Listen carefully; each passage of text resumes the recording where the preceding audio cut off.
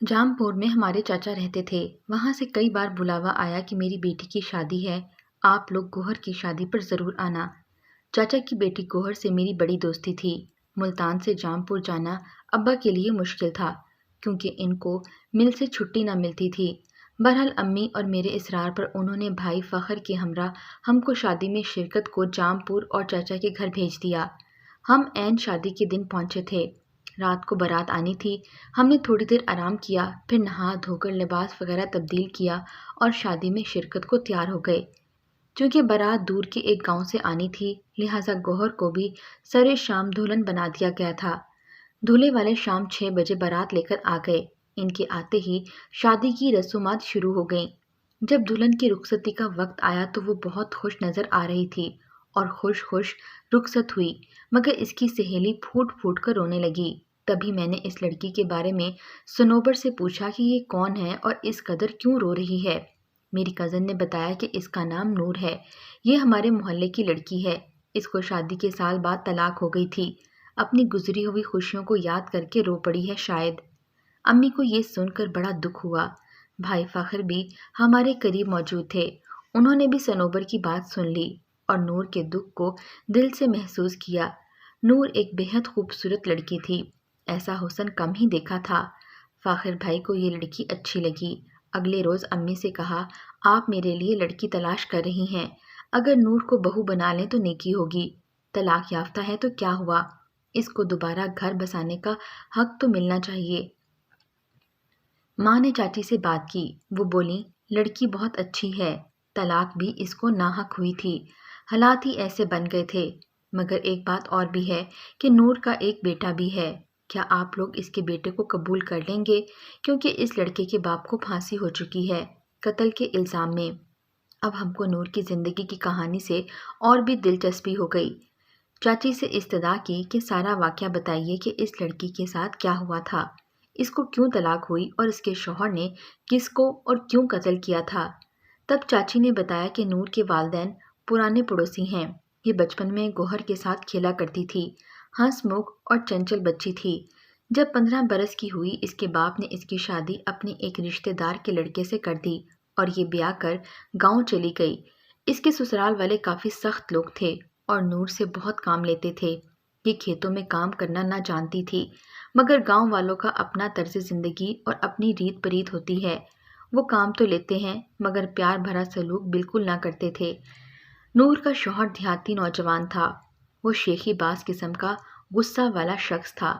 ایک بار پانی لگانے کی باری اس کی تھی، وہ پڑوسی سے الجھ پڑا جو پانی کی باری مانگ رہا تھا، دونوں میں تلخ کلامی ہو گئی اور پھر گالم گلوچ تک نوبت پہنچی تو طیش میں آ کر جان باز یعنی نور کے شوہر نے پڑوسی کے سر پر درانتی اچھال دی جس کی نوک اس کے سر میں جا کر پیوست ہو گئی۔ دماغ کے اندر جانے کہاں ضرب آئی، وہ آدمی آنن فانن بے ہوش ہو گیا۔ اس کو شہر کے ہسپتال لے گئے لیکن اسے ہوش ہی نہ آیا اور وہ بے ہوشی کے عالم میں فوت ہو گیا۔ جان باز گرفتار کر لیا گیا، کیس چلا اور اس کو عمر قید کی سزا ہو گئی۔ جب جان باز گرفتار ہوا نور امید سے تھی، لیکن ایک ماہ تک خود اس کو بھی علم نہ تھا کہ وہ امید سے ہے۔ جب اسے علم ہوا تو اس نے کم عقلی کے سبب ساس کو نہ بتایا بلکہ اپنی ماں کو بتایا۔ اس کی ماں نے سوچا جانے جان باز کو کیا سزا ہوتی ہے، وہ جیل سے زندہ بھی نکلے گا یا نہیں، کیا پتہ اس کو پڑوسی کے قتل کے جرم میں پھانسی ہو جائے۔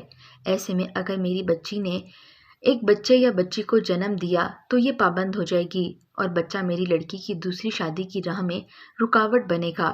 بس اس نے بیٹی کو تلقین کی کہ 1-2 ماہ صبر کر لو اور ابھی یہ خبر کسی کو نہ دو۔ وہ نور کو اپنے گھر لے آئی جبکہ جان باز جیل میں تھا۔ ادھر جان باز کو اندازہ تھا کہ اگر وہ پھانسی لگنے سے بچ بھی گیا تو عمر قید تو اس کو ضرور ہوگی، تب وہ طویل عرصے تک جیل میں ہی رہے گا۔ اس نے یہ سوچ کر نور کے باپ کو بلوایا اور پوچھا، چچا تم بیٹی کے بارے میں اب کیا سوچ رہے ہو؟ میرے کیس کا کچھ پتہ نہیں، کیا فیصلہ ہو، کیا وہ لمبے عرصے تک میرا انتظار کر سکتی ہے؟ نور کے والد نے کہا، بیٹا ابھی تو ہم تمہارا انتظار کرتے ہیں اور اللہ سے اچھی امید رکھتے ہیں، لیکن تم کو اگر عمر قید ہو گئی تو ہم تمہارا انتظار نہیں کریں گے۔ میری بیٹی کم عمر ہے، اس کی دوسری جگہ شادی کا تو سوچنا پڑے گا۔ سسر کے منہ سے یہ بات سن کر اس کا حوصلہ پست ہو گیا اور دل کو ٹھیس لگی۔ کہا کہ ٹھیک ہے، میں آپ کی مجبوری پر کچھ دن غور کرنے کے بعد جواب دوں گا۔ جان باز نے سوچا، غور کیا اور پھر نور کو جیل سے ہی طلاق بھجوا دی کہ وہ تو قتل کے جرم کا مرتکب ہو چکا ہے، خواہ طیش میں یا غصے میں، دوسرے کی جان تو چلی گئی تھی۔ فریقوں نے تگڑا وکیل کیا تھا، جبکہ اس کے باپ کے پاس اچھے وکیل رکھنے کے بھی پیسے نہ تھے۔ یقین تھا کہ سزا ہونی ہی ہے، لہٰذا اس نے یہی سوچا کہ میری زندگی برباد ہو گئی ہے، بیچاری نور کو کیوں پابند رکھوں، اس کو آزاد کر دینا ہی ٹھیک ہے۔ نور کو طلاق مل گئی، وہ بہت روئی، ماں سے کہا کہ میں جان باز کی قید سے تو آزاد ہو گئی مگر ایک اور پابندی کی تو اسیر ہوں، اوپر سے تم نے میرے امید ہونے کی خبر بھی چھپائی۔ اب ساس سسر کو علم نہیں ہے کہ میں ان کے بیٹے کی اولاد کو جنم دینے والی ہوں۔ ماں اب بتاؤ میرے ہونے والے بچے کا کیا بنے گا؟ بہتر ہے کہ اب بھی جان باز اور اس کے والدین کو خبر دو۔ ماں نے کہا ابھی تمہارا کچھ نہیں بگڑا، کیوں نہ اس کو دنیا میں آنے سے ہی روک دیا جائے، ویسے بھی عمر بھر ایک قاتل کا بچہ ہی کہلائے گا۔ بھلا ایک قاتل کی اولاد کا کیا مستقبل ہو سکتا ہے؟ یہ تو عمر بھر تمہارے لیے کلنک کا ٹیکا بنا رہے گا۔ نور اس امر پر راضی نہ ہوئی، اس نے کہا کہ بے شک مجھے طلاق مل گئی ہے لیکن میں اپنے بچے کو زندگی دوں گی اور اس کو ہرگز دنیا میں آنے سے پہلے ختم کرنے کی کوئی تدبیر نہیں کروں گی۔ اس ظلم پر خدا بھی مجھ سے ناراض ہو جائے گا۔ غرض اس نیک سوچ لڑکی نے ماں کا کہنا نہ مانا اور 6 ماہ بعد بیٹے کو جنم دے دیا۔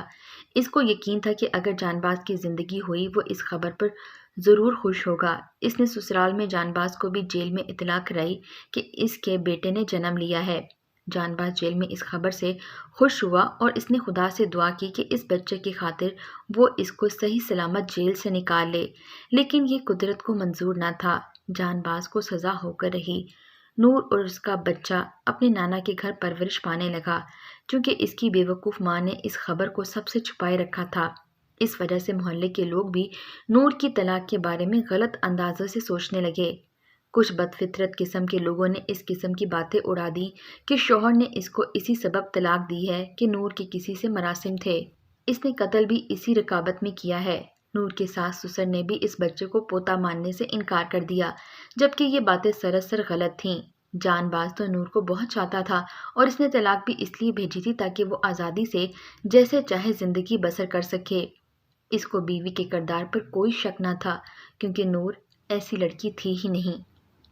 اس بچے کا تانا ایک بار نور کے باپ کو محلے کے ایک آوارہ نوجوان نے دیا تو وہ غصے میں آگ بگولا ہو اٹھا۔ اس نے سامنے پڑی اینٹ اٹھا کر اس آوارہ فکرے کسنے والے کو دے ماری جو اس کے سر پر جا لگی۔ وہ جہاں کھڑا تھا وہیں تڑپ کر مر گیا۔ ایک سانحہ پہلے جان باز کے غصے کی وجہ سے ہو چکا تھا ایک اور ہو گیا۔ نور کا باپ جیل پہنچ گیا، اس پر بھی قتل کا کیس بن گیا۔ دونوں بدقسمت مرد جیل کی نظر ہو گئے تھے۔ نور اور اس کی ماں بے آسرا ہو چکی تھیں۔ محلے کی عورتیں تانا زنی کرتیں کہ پہلے شوہر کو جیل کرائی اور پھر باپ بھی اسی کے کارن جیل چلا گیا، جس کو پھانسی ہو جائے گی، خدا ایسی بدبخت بیٹی کسی کو نہ دے۔ ان باتوں کا نور کے دل پر بہت برا اثر ہوتا تھا، وہ پہلے کون سی سکھی تھی۔ ماں بھی اس کو برا بھلا کہنے لگی، وہ تو اپنی زندگی سے تنگ آ گئی۔ ایک دن جب اس کے بیٹے نے دودھ کے لیے رونا چلانا شروع کیا تو نور کی ماں نے بیٹی اور نواسے کو کوسنا شروع کر دیا کہ انہوں نے یہاں گھر میں بھینس نہیں باندھ رکھی ہے جو یہ لاڈلا ہر وقت دودھ کے کٹورے چڑھائے۔ یہ بات سن کر نور اس قدر دل برداشتہ ہوئی کہ بیٹے کو اٹھا کر گھر سے نکل گئی اور تو کچھ نہ سوچا، ریلوے اسٹیشن جا کر ایک ٹرین میں بیٹھ گئی جو شہر جا رہی تھی۔ راستے میں روتے پا کر ایک خدا ترس عورت نے اس کا ٹکٹ بنوایا، پھر اس کو اپنے ساتھ لے آئی۔ یہ عورت ملتان سے کراچی اپنے بھائی کے گھر جا رہی تھی جو کراچی میں ایک اچھی پوسٹ پر تھا۔ اس کے بھائی کا نام اکرم اور بھابھی کا زاہدہ تھا۔ نور کی داستان سن کر ان لوگوں نے اس کو پناہ دے دی کیونکہ اکرم کی زمین بھی مظفر گڑھ کے پاس تھی، اور نور نے جب باپ کا نام بتایا تو اکرم نے کہا، میں تمہارے والد کو جانتا ہوں۔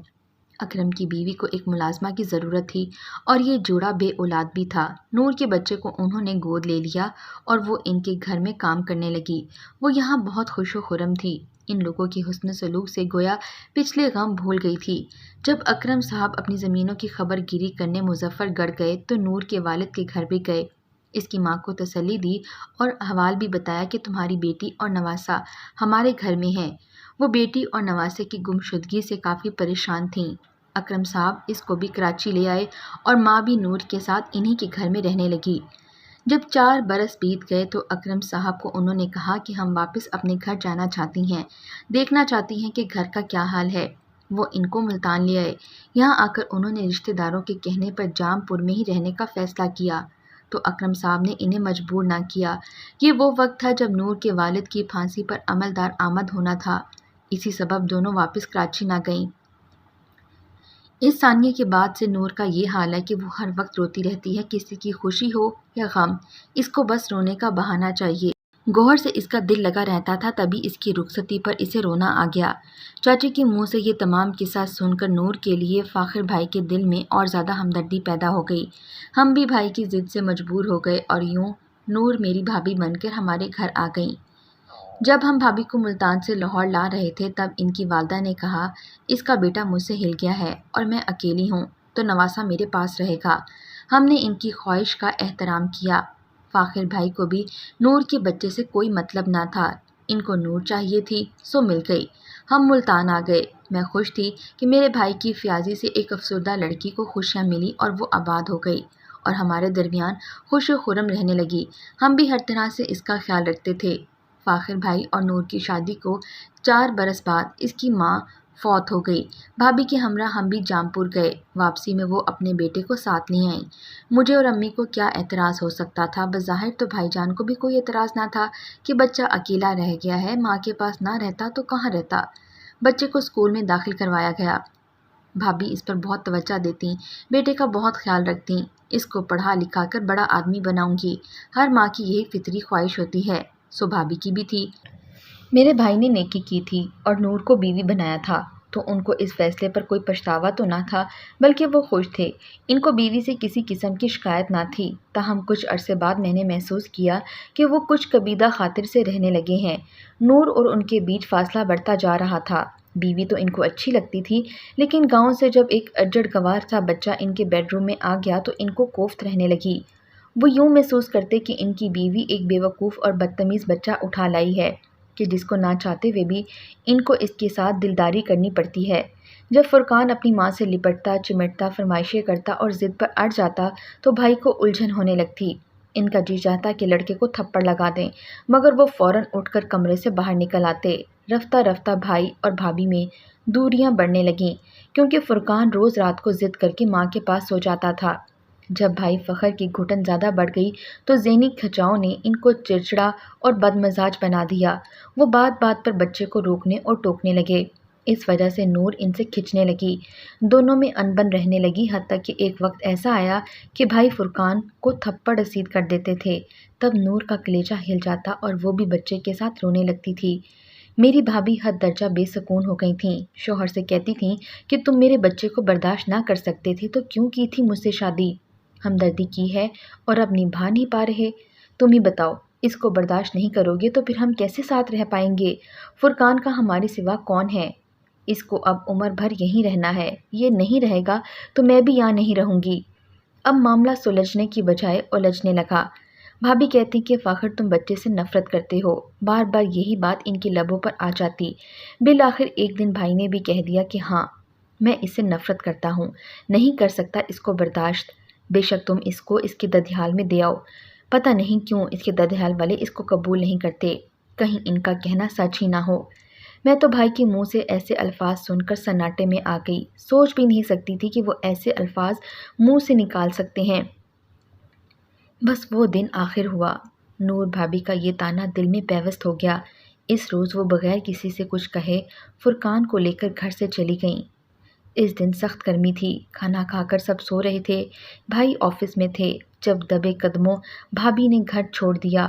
برسوں گزر گئے، آج تک بھائی اور ہم ان کو ڈھونڈ نہ سکے۔ اب بھائی پچھتاتے ہیں کہ کاش میں نے ایسا نہ کیا ہوتا، کاش میں نے بچے سے حسد کرنے کی بجائے اس کو باپ کا پیار دیا ہوتا۔ پیار نہ دے سکتا تو برداشت ہی کر لیتا، لیکن انسان بھی عجیب مخلوق ہے، خود کو بھی سمجھ نہیں پاتا۔ نیکی کرنے کے لیے بھی بڑا حوصلہ چاہیے۔ اگر بھیا نے حوصلے سے کام لیا ہوتا تو نور کیوں پھر سے در بدر ہوتی؟ ماریہ اقبال اپنی پیدائش سے 1.5 ماہ قبل ہی یتیم ہو گئی تھی۔ ماریا کو جنم دیتے وقت ماریا کی ماں 3 دن کے فاقے سے تھی۔ ماریا کی ماں کا بھوک کے مارے یہ حال تھا کہ بچے کی پیدائش پر بچے کو دینے کے لیے چھاتی میں دودھ تک نہ تھا۔ ماریا کی پیدائش کے بعد دائی نے ماریا کو محلے کی ایک نیک سیرت عورت کے حوالے کیا تھا، جس کے دودھ سے ماریا دنیا میں آنے کے بعد پہلی بار شکم سیر ہوئی تھی۔ ماریا کا بچپن انتہائی غربت میں گزرا۔ ماریا کے گھر میں غربت کے مارے فاقے ہوتے رہے، مگر ماریا اور اس کی ماں نے کبھی اپنی خودداری پر سمجھوتا نہیں کیا۔ ماریا کی ماں سے دوسری شادی کے لیے بھی کوئی تیار نہیں تھا۔ ایک تو غریب تھی، اوپر سے بیوہ ہونے کے علاوہ ایک بچے کی ماں بھی تھی، مگر ماریا کی ماں نے حالات سے نبھا کرنے کی ٹھانی۔ ماریا اقبال کی ماں نے جیسے تیسے ماریا کو جوان کیا، اچھی تربیت دی اور پھر مناسب جگہ شادی کر دی۔ ماریا کی قسمت اب بھی طوفان کی زد میں تھی۔ ماریا نے 2 بیٹوں کو جنم دیا اور شادی کے 5 سال بعد ماریا کے شوہر کا انتقال ہو گیا۔ ماریا ایک بار پھر جوانی میں بیوہ ہو کر 2 بچوں کے ساتھ ماں کی دہلیز پر آ بیٹھی۔ ماریا کی ماں مشکلات دیکھ دیکھ کر اتنی صابر ہو چکی تھی کہ اس نے اتنا بڑا صدمہ بھی انتہائی صبر سے سہ لیا۔ ماریا اور ماریا کی ماں نے بچوں کی بہترین تعلیم و تربیت کے لیے دن رات محنت شروع کر دی۔ ماریا اکثر اپنی ماں سے کہتی تھی، ماں میں موت سے نہیں ڈرتی، مگر میری خواہش ہے کہ مجھے قبر میں میرا محرم رشتہ اتارے، اور ماریا کی ماں یہ بات سن کر خاموش ہو جاتی۔ ماریا نے اپنے بڑے بیٹے کو حافظ قرآن کے ساتھ ساتھ عالم بھی بنایا تاکہ ماریا اور اس کی ماں کا جنازہ ماریا کا بیٹا ہی پڑھائے، جبکہ چھوٹے بیٹے کو حفظ کے بعد دنیاوی تعلیم دلوانا شروع کر دی، اور ماریا کے چھوٹے بیٹے کا داخلہ بہترین انجینئرنگ یونیورسٹی میں ہو گیا، اور تقدیر کی طرف سے آزمائش کا وقت بھی شروع ہو گیا۔ ماریا نے بڑے بیٹے کی شادی کی تو اس سے ماریا کا پوتا پیدا ہوا، جبکہ ماریا کی ماں کا انتقال ہو گیا۔ فرانس میں نبی کریم صلی اللہ علیہ وآلہ وسلم کی ناموس پر حملے کے بعد پاکستان کی حکومت فرانس سے بائیکاٹ میں پس و پیش سے کام لینے لگی، اور پچھلے دنوں عوام کی بہت بڑی تعداد حکومت کے خلاف اٹھ کھڑی ہوئی، تو ماریا نے بھی حرمت رسول صلی اللہ علیہ وآلہ وسلم کی خاطر اپنی اولاد کو گھر سے نکلنے کا حکم دیا۔ ماریا کا بڑا بیٹا احتجاج میں شریک ہوا اور پنجاب پولیس کے دلیر نوجوانوں کی گولیوں کا نشانہ بن گیا۔ لاش سے پہلے ماریا کے پاس بیٹے کی موت کی خبر پہنچی تو ماریا نے چھوٹے بیٹے کو احتجاج میں بھیجا، مگر سلام ہو پنجاب پولیس کو، انہوں نے دکھیاری ماں کے دوسرے بیٹے کو بھی گولیوں سے بھون کر رکھ دیا۔ جب بڑے بیٹے کی لاش کے ساتھ چھوٹے بیٹے کی موت کی خبر بھی پہنچی تو ماریا نے اپنے محض چند سالوں کے پوتے کو حرمت رسول کی خاطر گھر سے نکلنے کا کہا، اور اسے دروازے تک چھوڑنے آئی تو وہیں گر کر اللہ کو پیاری ہو گئی، مگر مرتے وقت کلمے سے پہلے انہوں نے وصیت کی کہ میرے پوتے کو کہنا، جب بات ناموس رسالت کی ہو تو آواز نہیں، ہتھیار اٹھانا۔